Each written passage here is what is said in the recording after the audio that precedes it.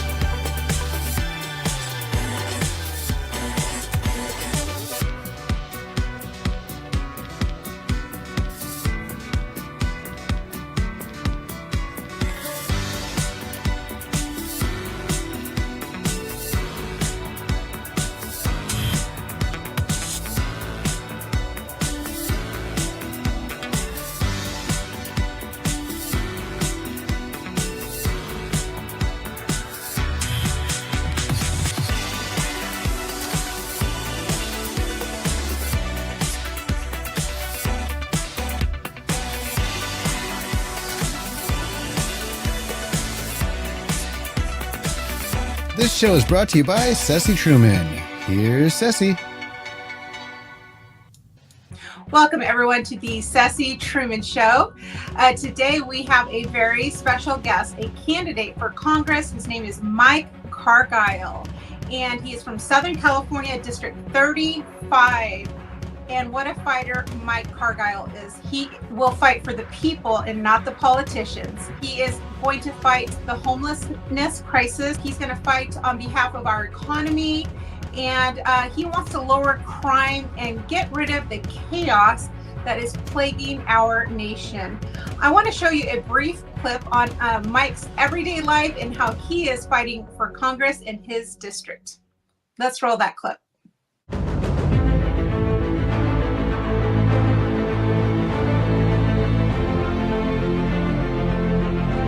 Torres and Joe Biden have given us out of control inflation, soaring gas prices, record homelessness, historic crime rates, and a failing education system.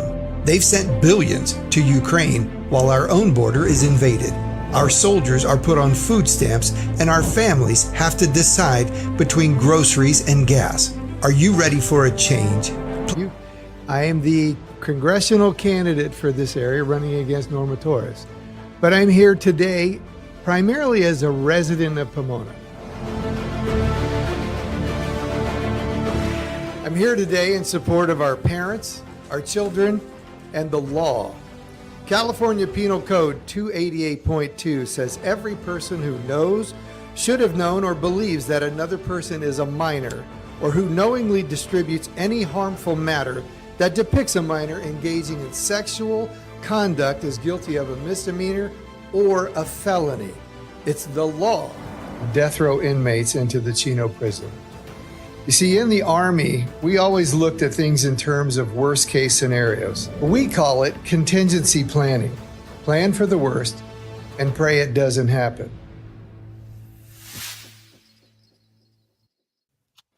Everyone, welcome Mike Cargile. Thank you, Ceci. Hi, Mike. Good to How see are you. Good. Good to see you too. Wonderful. Well, you have been in the fight for some time. This is, you've run for a couple cycles for Congress in your district, and I love that about you because you are not one to give up. You are there steadfastly, and you are there for the people. And like I like to say, not the politicians. You are a grassroots candidate, and you're America First. Tell the audience where your district is. Well, my district is in Southern California in the Inland Empire, and it spans from the city of Pomona all the way to Fontana and down to Eastvale. It has 9 cities in it: Chino and Chino Hills, Ontario, Upland, Montclair, Rancho, Fontana, Pomona, Eastvale. I think it's the greatest district in California, and we have a couple gun ranges that are amazing. I have 4 mega churches. I have the best drag strip in the country. And I'm just pleased that I am here and God has blessed me so far in this race. Yeah, I agree with that, except for the one thing I disagree with is my district is the best in Southern California. I have to say. Well, I tend to have that I argument run with for, candidates. we are neighbors, though. We both share San Bernardino County in our runs for Congress. So, Correct. no, you have a fabulous district. You know, Pomona, I remember going to the Pomona Fairgrounds as a child. And yeah, great memories. And it is We a were wonderful. just there last week. My wife and Were I you? were just there last week. It is, if people don't understand how big this is, it can handle foot traffic of 1 million people a day. That's incredible. It's massive. Right. And you have the Ontario airport there as well in your district. Yes. Mm-hmm. Which is Very, actually very, very, very crucial. Yeah. Mm-hmm. We'll talk more about that. I wanted to ask you, before we get into all those details, I wanted to ask you, what is it that your constituents are most concerned about right now, currently? Well, 9 cities means 9 different concerns as far as what's on the top for each city. But we're all plagued here in California by the homeless crisis. And it's really a manufactured crisis. We call it the homeless industrial complex because it's manufactured by the state of California, and it's inept. I shouldn't even say that. It's evil leadership, and it's designed to siphon off billions and billions of dollars from the rest of the country and funnel it through California. And under the guise of trying to cure homelessness, there's no such thing. No. You have to really look at the issue realistically. And what we've done here is we've invited everyone from across the nation to come to California for free stuff, whether it's free drugs, free place to live, free phones, free stuff. And let me ask you this, Ceci. If a person who is homeless now has a place to live, are they still homeless? Right. Good question. Right. Well, I know that in America, California alone houses 50% of the homeless, in a whole America. And, this is a national security crisis as well as an economic crisis. And they're not homeless, though. That's the thing. People don't get that. They're not homeless. They have a place to live. What they are is a slave to the state. They're creating slavery here, which is just the precursor for communism. Right. That's exactly what's going on here. I agree. They, in many facets, they're creating a slavery mentality, and that is the Democrat Party from the beginning of history. They are the party of slavery. Whether it's, lower income families needing, help from the state, whether it's us becoming a sanctuary state for the border, whether it's being a sanctuary state for the transgender mutilation of our children movement. California is opening their doors to all kind of evil, just like you said. Right. And we're in the thick of it. So this district, the homeless issue, which breeds crime and drugs. And I've got, the city of Pomona is a sanctuary city. So it's flooded with all of that and more. We have streets that have rampant prostitution.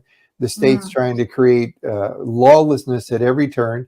Inside this district, I also have one that a lot of the country knows about, the Chino Valley Unified School District, which is fighting the state of California over the issue of parental notification, where they want the teachers to keep secrets from the parents when we're talking about transitioning children without the knowledge of their parents. And this is pure evil. And it's designed to absolutely destroy the next generation. But it's actually even more insidious than that, because they're creating this term called an unsafe home, where they can designate anything to be unsafe and they can take your children away. So if you have a gun in the house, it's unsafe. If you're not vaccinated, it's unsafe. If you're religious and you don't agree with them, it's unsafe. And they're going to take your kids away. And they're building an administrative tool so they don't even have to involve a judge. They're going to simply say, you will comply or we take your kids. That's right. So this is communism. This is the Marxist ideology at the core, absolutely. And, my concern is so goes California, so goes the nation. And that is usually every bad policy or law comes from California. All of our most rotten politicians are from California that are in DC. And so this is of grave concern. Not only that, the current governor of California, Governor Newsom, and some call him Mussolini, very fitting. He has aspirations to be president. We don't know when that will happen, when the Democratic Party will place him, because right now we're not seeing any Democrat really running for office. There's no campaigning happening. It's more of a selection versus an election. And so, this is what we see in communist country. When communism takes over, whether it's Cuba, Venezuela, Vietnam, I mean, you name it, this is what happens to those nations when they lose their freedom, when it's no longer about, God, family, and freedom. Right. No, we are seeing it. I'm so glad you pointed out that California, I mean, you think about our state, the Golden State. It's Right. been the leader for decades, and good. We have the Silicon Valley and tech and entertainment and the media. All of this came from California, and the freedoms that California used to, foster, and we would prosper in it. And now we're leading the nation in evil, pure evil. Right. And once our enemies got hold of the media, everything else has kind of been a domino effect. But that should tell people California is the key. And if you know that that's the head of the snake, yes, all we have to do is chop the head off and the rest of it dies. So we need people to get behind candidates like you and I, who are literally the tip of the spear for the nation. Because you're right, as California goes, so goes everything else. And we've seen this for decades, because all of this stuff that Arizona's suffering under with elections, and Georgia and Wisconsin and Pennsylvania, all of that started here. It started here more than 2 decades ago, and they started perfecting it. Once Nancy Pelosi felt it was time, they start rolling out around the nation. And we've seen this over and over. So the fix is here. If the nation has the fortitude and the courage to get behind California candidates. But I'm telling you what, we're in a fight of our lives, because I'm fighting the Republican Party as hard as I am the Democrat Party, because they're part of this institutional uniparty, which does not like us. Right. And that's why, it's so interesting that you said what you just said, because I always call it California the Goliath. And what did King David do? He had to slay the giant, and off with the head it came. And we are the head of the nation, truly. And that is metaphorical, of course. Now, California is $80 billion in debt, and we are supposed to be the 5th largest economy in the world. And yet, Governor Newsom's been hailed as and crowned as the U-Haul salesman of the last 3 years, because, for a while there, families fleeing California, exiting California, could not even find a U-Haul to rent, to move. And so this is a travesty. Corporations have left California because the taxes here are insane. I cannot even fathom what our families going through, trying to put food on the table, gas in the tank. We're having to have 2-3 income households. It's despicable what California is doing. Well, it's by design. Again, yes, if absolutely. we're looking at a communist takeover of the United States, then what you want to do is chase out. First of all, you have to get rid of freedom and independence. And you do this through fear and dependence. So we started this with COVID, create massive amounts of fear. And then you shut everything down. And then you make people depend on the government. Like we just talked about the homeless. They're utterly dependent on the government. So when you shut down private business, they're utterly dependent on the government for these vouchers and payroll and things like that. In the meantime, those who are independent, you want out of here. And alongside that comes this open border. So you want to Yep. get rid of the patriots and you want to bring in the illegals. So you're creating more demand on the system. That's why they don't want the question on the census form. How many people are really here who are citizens? Doesn't matter. How many people need something in California?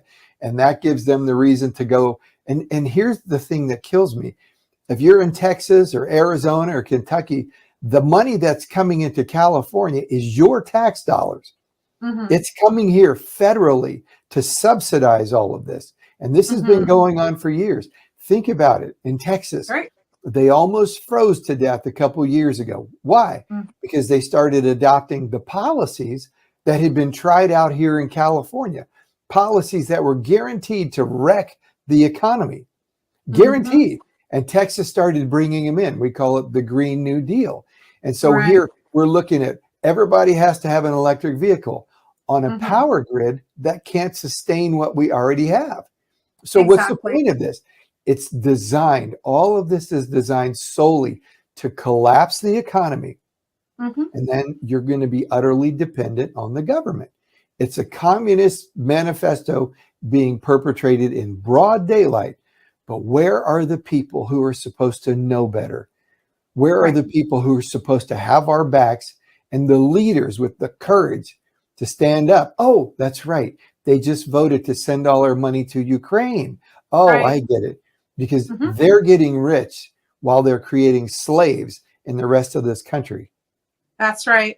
And you know what did Biden promise the union workers at the Keystone pipelines?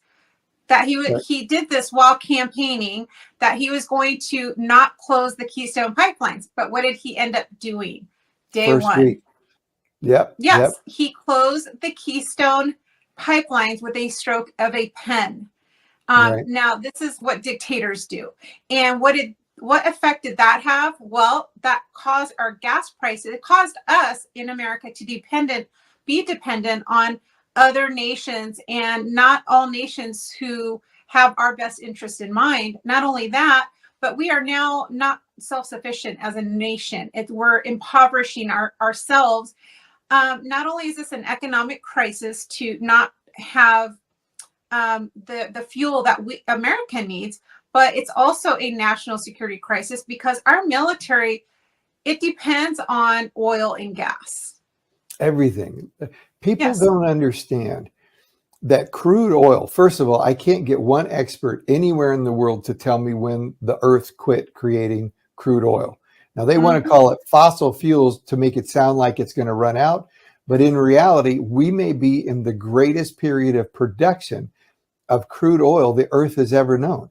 There's so many reserves all over the globe, just chock full. But what they want to do is because if you have oil, you also have freedom and independence. And that's what we're truly after. This is an enormous transfer of wealth and power. But when you get rid of crude oil, it's not just gasoline and diesel and jet fuel. We're talking about plastics. We're talking about rubber. We're talking about synthetics. We're talking about fertilizer. When we shut down crude oil drilling and production and refining, we're back in the 1800s. And that's by design as well. But unlike the 1800s, they've declared war on our food. This war on beef and milk, and you're going to be eating bugs here soon. And this is all designed ultimately to kill as many people as they can, because if you've heard Bill Gates more than once talking about reducing the Earth's population. That's right. So these are little people who consider themselves gods on Earth. And so they're fighting everything that God has put in place to make us prosper.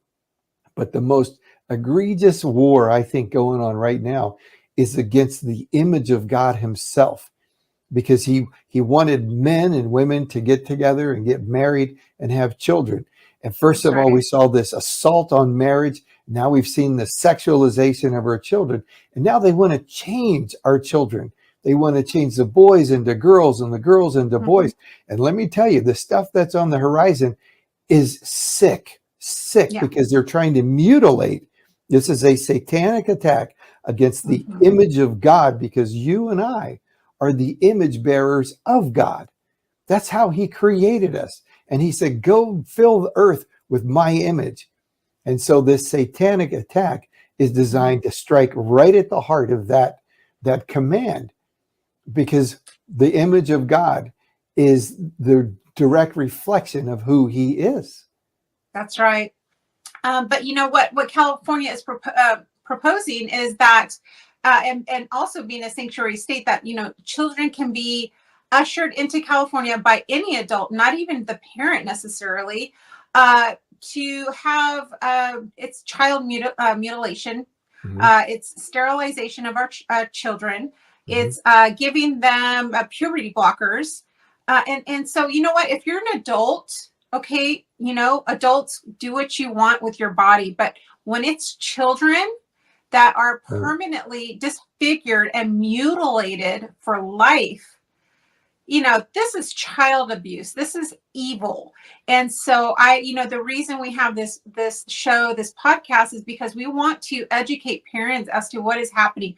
I don't want parents caught off guard. And that is really, it seems to me, what the current administration and the politicians in Sacramento are truly trying to hide their agenda from the parents. Because if parents really caught wind of this, if they really understood what is happening, when you drop your child off at a public school, they become a ward of the state, and they want more and more control of our children.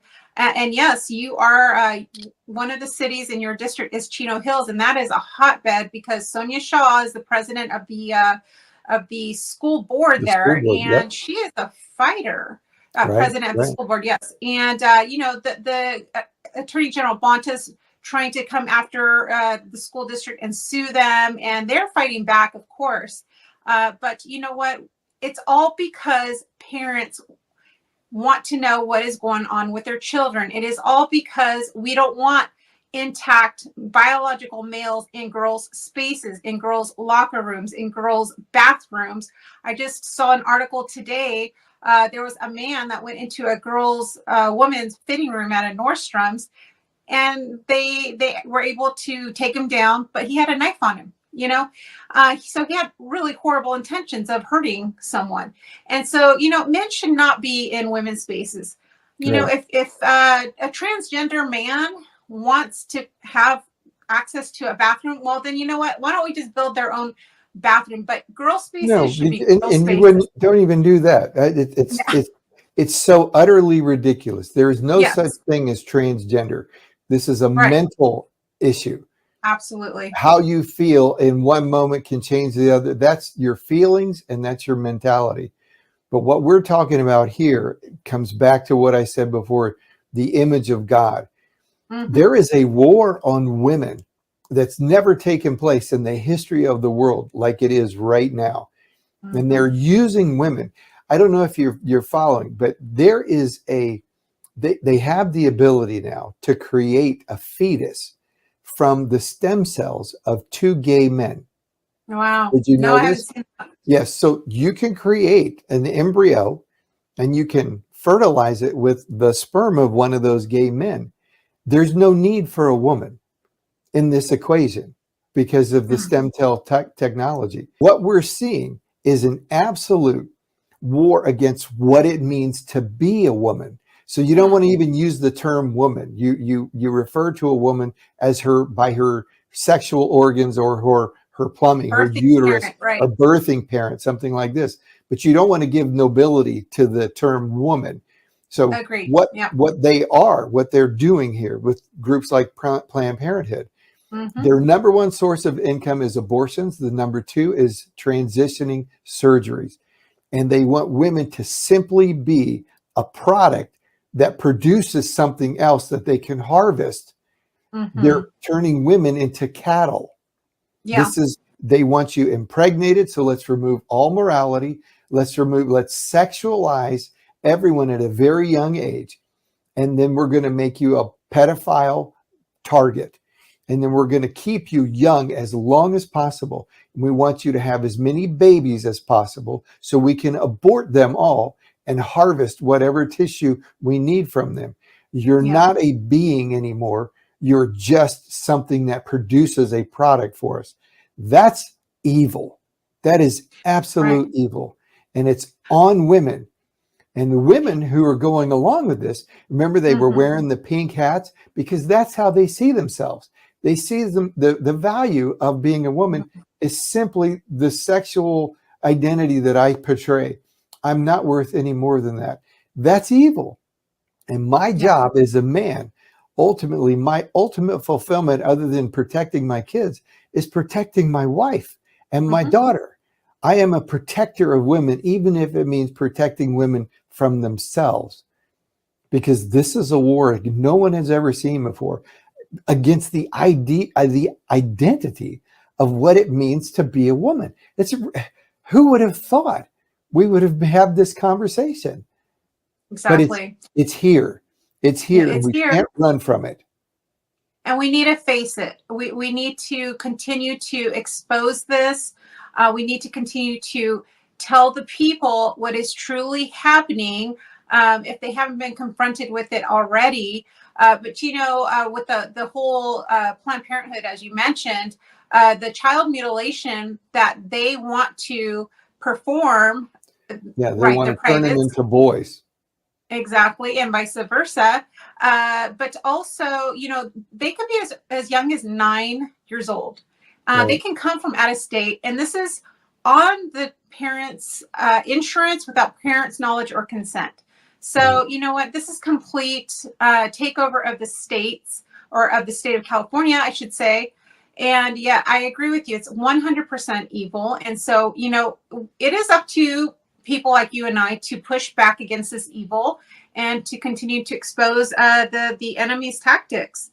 And let me tell you where they're going next, because Big Pharma, if anything, they do the same thing over and over. They create a problem that they themselves will supply the solution to. Absolutely. We saw it with a virus and a vaccine, right? So what they're doing now is they're sterilizing children. They're making them infertile. And what's going to happen? Well, while they're bringing in a completely different breeding population via our southern border, in a few years, they're going to say, oh, we messed up.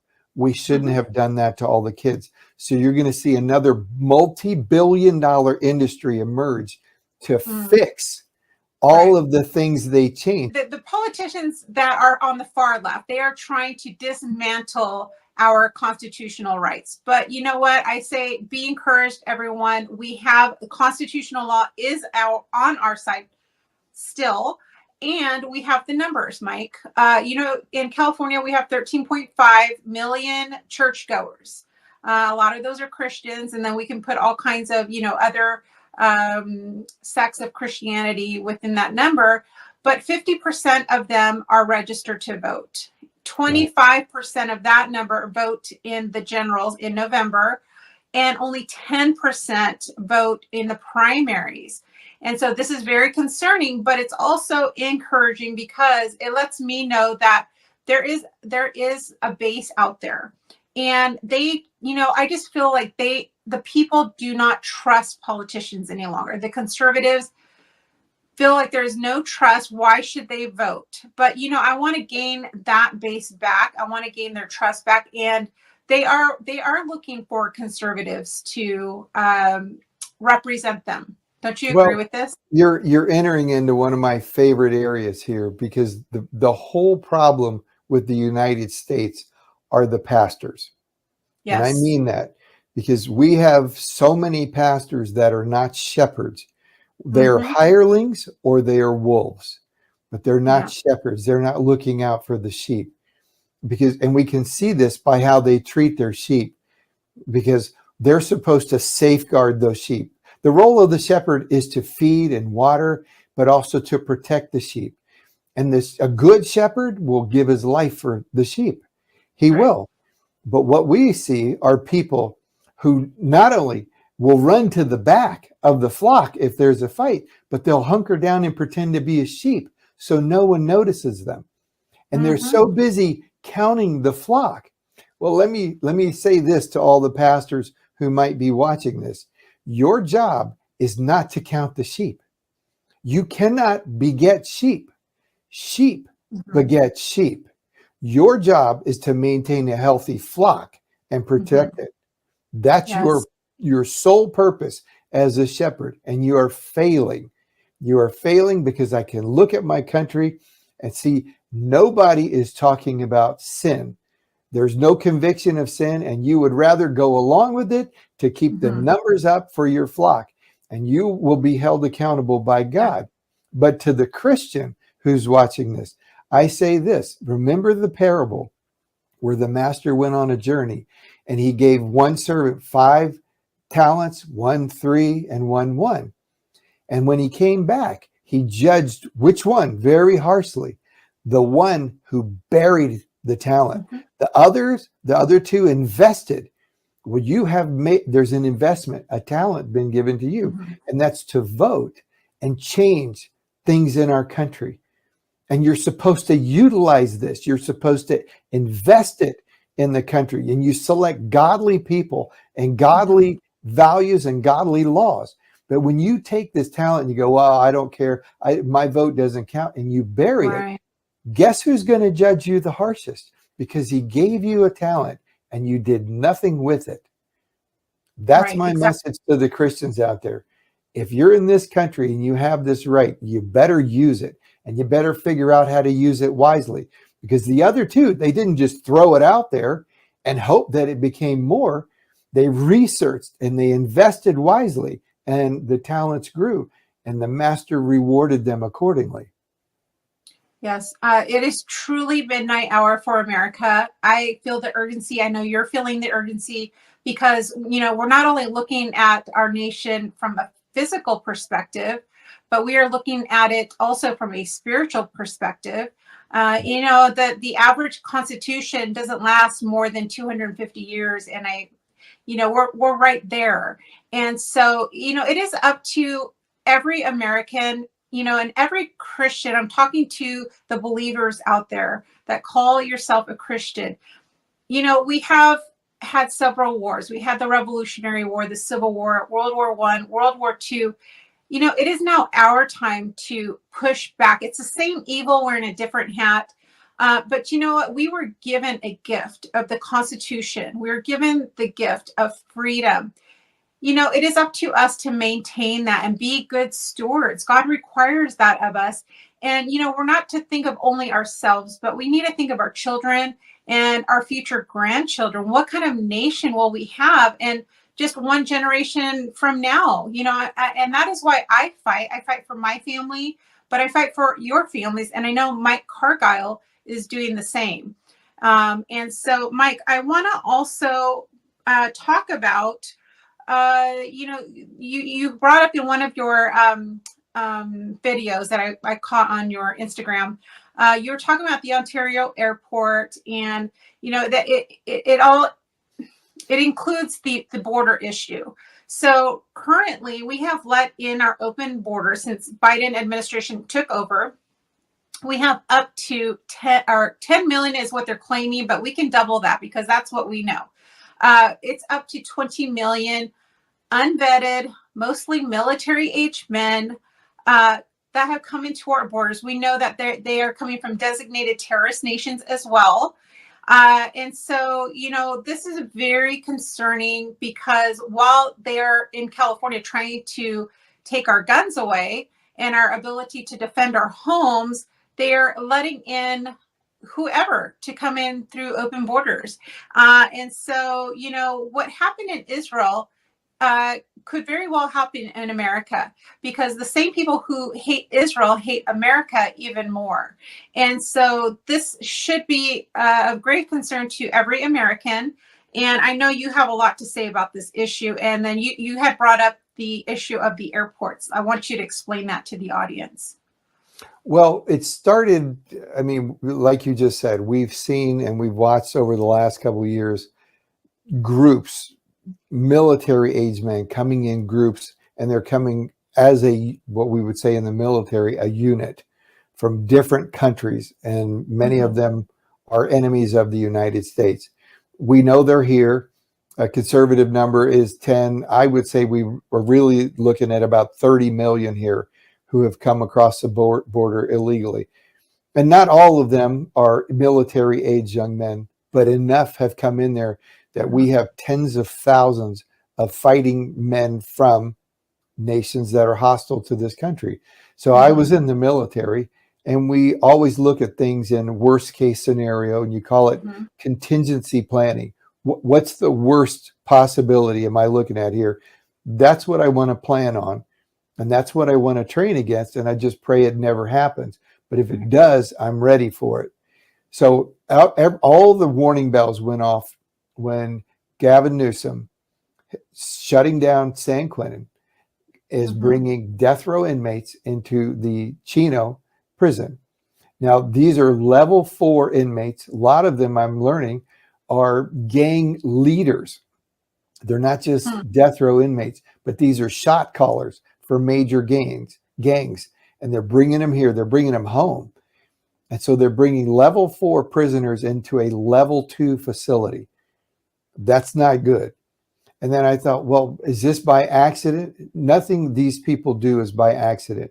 And the biggest mistake the right makes is thinking the left is stupid. They're not. They're very smart, but they're evil. So I looked at the intentions behind this, and you have to role play this. Well, what if I wanted to take down the United States and I wanted to destroy the Southwest? First thing I would do would be to move level 4 prisoners into a level 2 facility. And then I would attack that from the outside. Because everything is trained, oh, we don't want the prisoners to escape. But do we train for an assault or a breach from the outside where it's a liberation effort? I thought, well, they definitely have the manpower and they have the arms and they have the muscle. So let's assume that occurs. Let's assume there's a breach of the Chino prison. Two things happen immediately. It becomes a force multiplier, meaning if you had 10 bad guys, now you have 100, because those inmates are going to join their liberators right off. And these are mean people who have bad intentions. So you have this force multiplier. But because they're level 4 inmates, it's going to demand a level 4 or much increased response from Chino PD, Ontario PD, Eastvale PD. Everybody, the sheriffs in both counties, San Bernardino, Riverside, are going to converge on this breach of the prison. And I thought, is that the end result? No, that to me would be the ultimate diversion, because I've occupied all of this law enforcement. And then I would attack the airport, because the Ontario International Airport, most of the country doesn't understand, supplies the needs, the cargo and the resources for a huge chunk of the country. Things come in on ships on the port of LA, they bring it by rail into Ontario International. And this area is just blanketed with massive warehouses with FedEx and UPS and Amazon. Everybody's got a huge footprint here, but they're all feeding off of the Ontario International Airport. So while law enforcement is distracted over here, I would go take out the airport. And you don't have to take out the whole airport. You just have to control the tower and the traffic, and nothing moves. And people start dying because nothing's moving. And so, go ahead. Oh, I was going to say, and once again, these far leftists are creating the problem so that, like you're saying, they can come up with the solution, because they want us dependent on them. But it's their they want us dependent on their communist system. Right. So if I was doing this, I would take down the airport. And then my guess is what Joe Biden will do next is he'll say, it's too important. We're being overwhelmed. We need more help. And he's going to make a phone call to the United Nations. And I believe that these people who are here are part of the United Nations already. Are being funded by it. Definitely. Yeah, but they're here. They're staged already. The only thing they need to do is be activated and put on their blue hats. We know we have weaponized our federal agencies already, the IRS, FBI. How many tens of thousands of them will join arm in arm with a UN peacekeeping force Right. to maintain stability. And at that point, we've lost the country. Very concerning. And I know it, to the average person out there, this sounds like unbelievable. But, we have to think of these things because this is what we're dealing with. This is the evil that we are dealing with. Right. Now, you had you don't mentioned. do anybody any favors by putting your head in the sand and No, pretending it's going to go away, because it's not. it's not going away. It could very well get much worse if we don't wake up and Quickly. push back. Yes, Very quickly. So, Mike, I want to ask you about what is going on with the GOP. Why, they've endorsed you twice, and now they're threatening to take me away. Oh, they've unendorsed you right twice. Can you explain that situation? What is going on with the California GOP? Well, basically, I am a conservative and they are not. Our party pretends to be supporters of conservatism, and they're not. They fought to remove conservative principles from our party's platform, and we were vigilant, and we've kept a conservative platform that none of them want to abide by or support. So we'll start right there. But because I have been very vocal since 2020 of protecting my parents, of the issues we're talking about right here, biblical marriage, and what that means, support of the nuclear family. Don't sexualize our children. Don't teach them that their skin color is going to dictate the rest of their lives. And because I have been a proponent of these values and very vocal, it makes me at odds with the party leadership. So they quietly removed my endorsement in 2020 while they were stealing the election.